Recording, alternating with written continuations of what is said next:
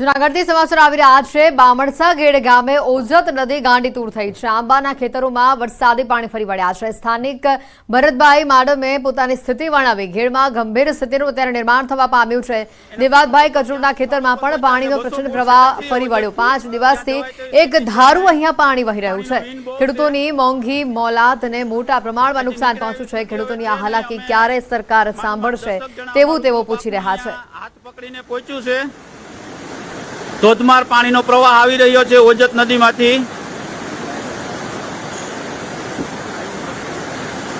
આપ જોઈ શકો છો જે દિવાલના લાઈવ દ્રશ્યો આપે જોયા છે। દિવાલ પડતી હતી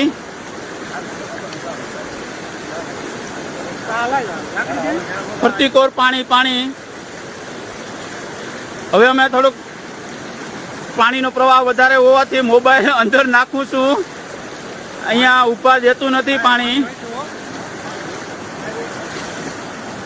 આ અમે ઓજતની એકદમ નજીક પહોંચ્યા છે જ્યાંથી પારો તૂટ્યો છે। દેવાજભાઈ કચોટની વાડી।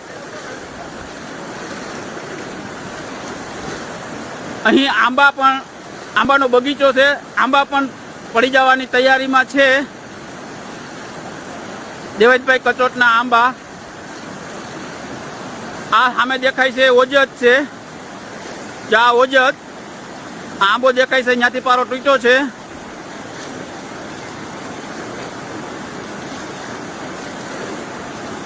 આપણે હાવ ઓજતની પારો જ્યાં તૂટ્યો છે ત્યાં હાવ નજીક પહોંચી ગયા છીએ।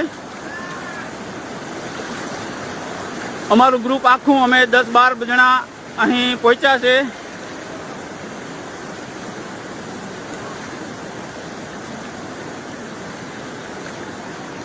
આ પાણીનો ફૂલ પ્રવાહ છે। અહીંયા ઉભાતું પણ નથી। આ અમે ઓજત નદી પહોંચ્યા છે દેવાજભાઈ કચોટની વાડીએ જ્યાં પારો તૂટ્યો છે ત્યાં। અમારું ગ્રુપ આખું અહીંયા સ્થળ ઉપર પહોંચ્યું છે। પાણીનો પ્રવાહ બહુ છે। આ આગળ પારો ધોવાતો જાય છે। દેવાજભાઈનો જોરદાર પાણી છે।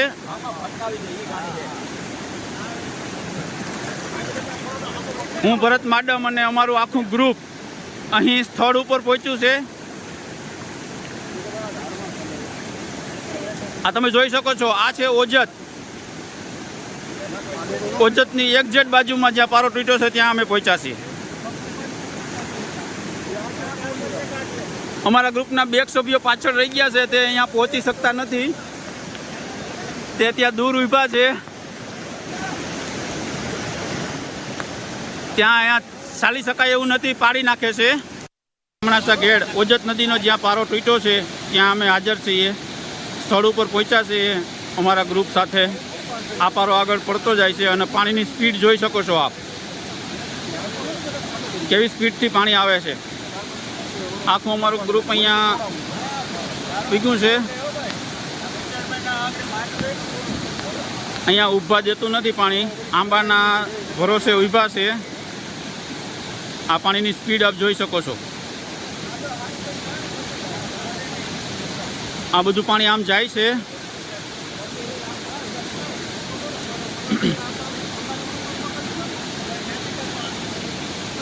પાણી એટલું વહે કે અહીંયા ઊભા પણ દેતું નથી।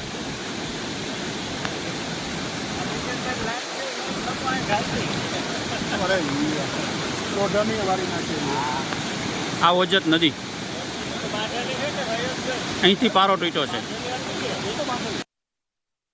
દેવાજભાઈ કચોટની વાડીમાં જ્યાં પારો તૂટ્યો છે ત્યાં સ્થળ ઉપર પહોંચ્યા છે। ઉભેશ પાણી છે, અહીંથી નીકળવા દેતું નથી। ઉભેશ પાણી આવે છે, કઈસમા પાણી।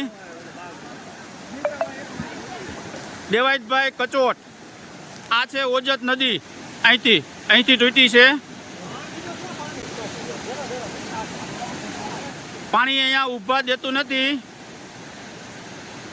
ઉભેશ પાણી આવે છે। આમ પણ લાગત પાણી આવે છે। અહીંયા પણ પારો તૂટેલો છે અને અહીંયા પણ આ પારાની નજીક, એકદમ નજીક 200 ફૂટ દૂર અમે પહોંચ્યા છે। ત્યાં પાસે જવાય તેમ સ્થિતિ છે નહીં। હું ભરત માડમ, અમે અત્યારે અમારું ગ્રુપ અહીંયા પહોંચ્યું છે। આ પાણીના લાઈવ દ્રશ્યો આપ જોઈ રહ્યા છો, જે લાઈવ દિવાલ પડી હતી, મારા વિડીયો મારફત આપ બધાએ જોયું હશે. આ પાણી, આ ઓજત પાણીનું વિન બહુ છે, કડીસામાં પાણી છે. આ મિતેશભાઈ કચોટ એમની વાડી છે, એમની વાડીમાં અમે પહોંચ્યા છે. અહીં પારો તૂટ્યો છે, અહીં 500 ફૂટ અને 400-500 ફૂટ અહીં, એટલે ટોટલ 1900 ફૂટ પારો તૂટ્યો છે. આ ભીમસિંહભાઈ માડમની વાડી છે, એની બાજુમાં ભીમસિંહભાઈ માડમની વાડીની એક્ઝેક્ટ બાજુમાં પારો તૂટ્યો છે. ત્યાંથી અનલિમિટેડ પાણી નીકળે છે અને આજ 5મો દિવસ છે. 5મો દિવસથી આ પાણી બંધ નથી. આજ 5 દિવસ થયા છે, સતત પાણી નીકળે છે. આ ભીમસિંહભાઈના માડમમાં જો ધોતાણ પડે છે અને માંડવી કાઢી લીધી છે અહીંથી બધે. આમથી પાણી આવે છે, અહીં પણ ધોતાણ પડે છે. તો જામકંડોળાના ગ્રામ્ય પંથકમાં વરસાદી માહોલ જોવા મળ્યો. જામકંડોળા અને અનેક ગામોમાં ધોધમાર વરસાદ થઈ રહ્યો છે. જામકંડોળા ખાટલી ગામ ધોધમાર વરસાદ આ વિસ્તારમાં જોવા મળ્યો. ખાટલી ગામે ધોધમાર વરસાદ વરસતા નદી નાળા બે કાંઠે વહેતા થયા છે. જામકંડોળા પંથકમાં હાલ વરસાદે વિરામ લીધો છે.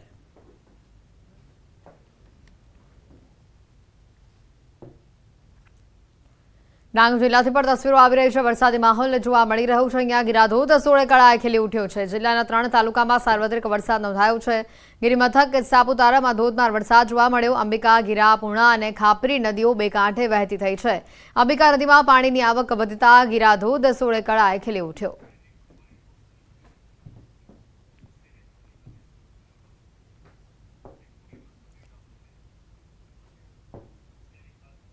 તો કચ્છના પાલર ધુના ધોધના રમણીય દ્રશ્યો સામે આવ્યા છે. ઉપરવાસમાં ભારે વરસાદના કારણે આ ધોધમાં પાણી જોવા મળી રહ્યું છે. આ ધોધ હાલમાં પ્રવાસીઓ માટે બંધ કરવામાં આવ્યો છે.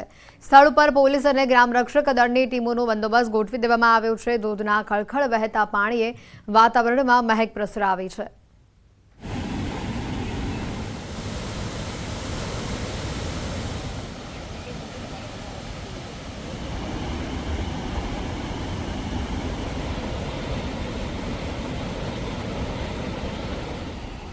ગઈકાલે પડેલા ભારે વરસાદના કારણે ભુજ નખત્રાણા હાઈવે પર આવેલો પાલાધુનો ધોધ છે તે સોળે કળાએ ખીલી ઉઠ્યો છે. જે રીતે આપ દ્રશ્યોમાં જોઈ રહ્યા છો કે ભુજ નખત્રાણા હાઈવે પર આવેલો આ પાલાધુનો ધોધ છે તે ખૂબ સુંદર નજારા અહીં તને જોવા મળી રહ્યા છે. ખળખળાટ પાણી છે તે વહી રહ્યું છે. જાણે કે સોળે કળાએ આ ધોધ છે તે ખીલી ઉઠ્યો હોય તેવા દ્રશ્યો અહીં જોવા મળી રહ્યા છે. ચોક્કસથી બીજી બાજુ જો વાત કરી તો તંત્ર દ્વારા અહીં તને છે તે પ્રવાસીઓ માટે છે તે બંધ કરી દેવામાં આવ્યો છે. આ ધોધ જોવા કેટલાક લોકો છે તે આવતા હોય છે, પરંતુ અહીં 3 થી 4 દિવસ અગાઉ જે 2 લોકો છે તેઓ અહીં ફસાઈ ગયા હતા અને મહા મહેનતે રેસ્ક્યુ કરી અને બહાર કાઢવામાં આવ્યા હતા. ત્યારે બીજી તરફ આપ દ્રશ્યોમાં જોઈ રહ્યા છો કે જીઆરટીના જવાનો દ્વારા અહીં કને પહેરો લગાવવામાં આવી રહ્યો છે કે કોઈ પણ પ્રવાસી છે તે અહીં કને આવે નહીં. અને બીજી તરફ જે રીતે ભારે વરસાદના ઉપરવાસમાં જે ભારે વરસાદ પડ્યો છે તેના કારણે આ ધોધ છે તેમાં ભારે પાણીની આવક થઈ છે. અને જે રીતે આપ દ્રશ્યોમાં જોઈ રહ્યા છો કે ખૂબ જ રમણીય દ્રશ્યો છે તે અહીં કને જોવા મળી રહ્યા છે ધોધના. ચોક્કસથી વાત કરી તો એક બાજુ છે તે લોકોને પાણીના કારણે હાલાકી જ્યારે સામનો કરવો પડી રહ્યો છે, ત્યારે બીજી તરફ કુદરતી સૌંદર્ય છે તેનો પણ નજારા છે તે સામે આવી રહ્યા છે. ચોક્કસથી વાત કરી તો આ પાલાધુનો ધોધ છે તેને જોવા માટે કચ્છના પ્રવાસીઓ મોટી સંખ્યામાં આવતા હોય છે, પરંતુ હાલ છે તે આ ધોધ છે તે બંધ કરી દેવામાં આવ્યો છે. મેહુલ સોલંકી, ન્યૂઝ 18 ગુજરાતી. સમાચારોમાં હાલ રોકાઈશું એક બ્રેક માટે.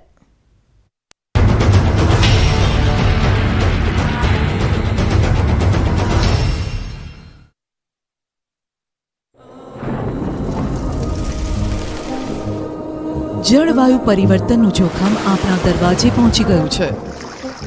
હવે જરૂર છે એક મોટા ક્રાંતિકારી બદલાવની, અને આનો પ્રારંભ થશે 140 કરોડ ભારતીયોથી. આ ક્રાંતિ શરૂ થશે એક વૃક્ષથી. એક વૃક્ષ માનવતા માટે, એક વૃક્ષ આ ધરતી માતા માટે, એક વૃક્ષ આપણા ભવિષ્ય માટે. Project one tree. ન્યૂઝ 18 નેટવર્કની એક મોટી પહેલ. બે તેટલા પાણી ગામમાં ભરી વળતા ભયાનક સ્થિતિ સર્જાઈ અને જનજીવન અસ્તવ્યસ્ત થઈ ગયું. દ્વારકા કલ્યાણપુર તાલુકામાં આબ ફાટ્યા જેવી સ્થિતિ સર્જાઈ છે. કલ્યાણપુર તાલુકાના રાવલ ગામે ધોધમાર વરસાદથી ગામમાં જળમગ્ન જેવી પરિસ્થિતિ થઈ છે. રાવલ ગામે આવેલા શાળાના ગ્રાઉન્ડ સુધી પાણી ભરાયા છે.